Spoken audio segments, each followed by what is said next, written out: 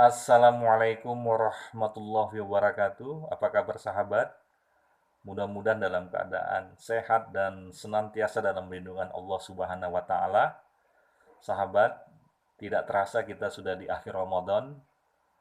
Ini tandanya sebentar lagi bulan yang mulia ini akan meninggalkan kita.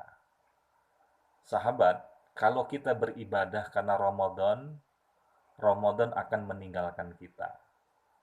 Tetapi kalau kita beribadah karena Allah Subhanahu wa taala, Allah senantiasa bersama kita sepanjang waktu, sepanjang hidup. Untuk itu sahabat, jangan sampai aktivitas ibadah kita itu hadir karena disebabkan hadirnya bulan Ramadan.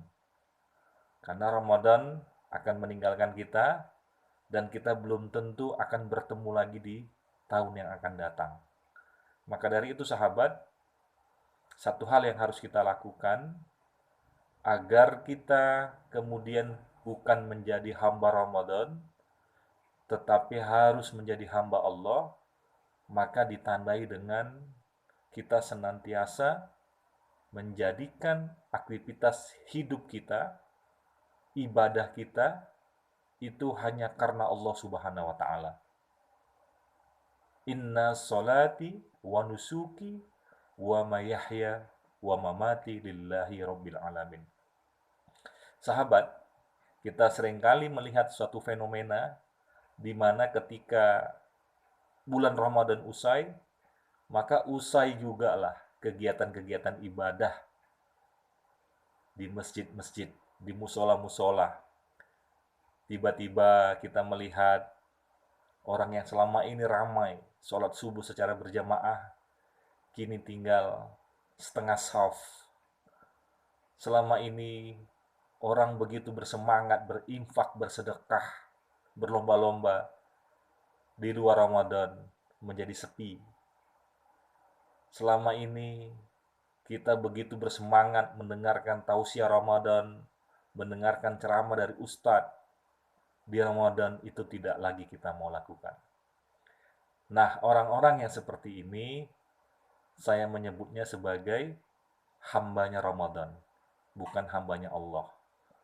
Maka dari itu sahabat, sekali lagi, jangan sekali-sekali kita beribadah karena disebabkan hanya sekedar datangnya bulan suci Ramadan. Tetapi Ramadan ini menjadi sarana bagi kita untuk melatih diri kita, menterbiah diri kita, agar kebiasaan-kebiasaan baik kita selama di bulan suci Ramadan itu bisa kita pertahankan. Itu bisa kita lakukan. Karena harapannya Ramadan ini membawa satu perilaku baru. Selama 30 hari kita sudah berhasil menjadikan diri kita orang-orang yang ingin dekat kepada Allah ditandai dengan misal sholat subuh secara berjamaah, sholat secara tepat waktu, membaca Al-Quran, mendengarkan ceramah-ceramah, tausiah dari para ustadz, memperdalam dan memperbanyak membaca buku-buku agama. Ini semuanya sangat baik. Menambah sholat-sholat sunnah kita, ada qiyamul lail, sholat tarawih, sholat tahajud, sholat duha. Ini semuanya harus kita pertahankan. Karena Ramadan sekali lagi adalah tarbiyah bagi kita. Maka tarbiyah yang sukses tentunya bisa mengimplementasikan, bisa mengaktualisasikan ilmu, kebiasaan yang sudah kita dapatkan di dalam pelatihan kita. Sahabat, sekali lagi, jangan menjadi hamba Ramadan. Karena Ramadan akan meninggalkan kita.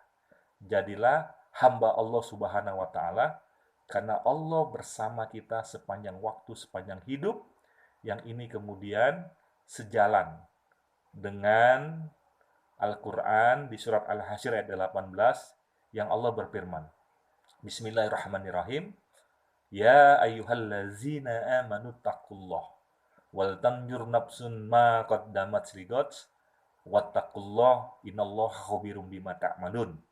Kata Allah, hai orang-orang yang beriman, bertakwalah kepada Allah dan hendaknya setiap diri memperhatikan apa-apa yang kamu kerjakan untuk waktu yang akan datang.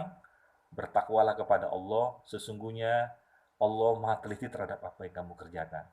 Sahabat, kata wal tanjur nafsun ma qaddamat ligot dikawal dua kata takwa.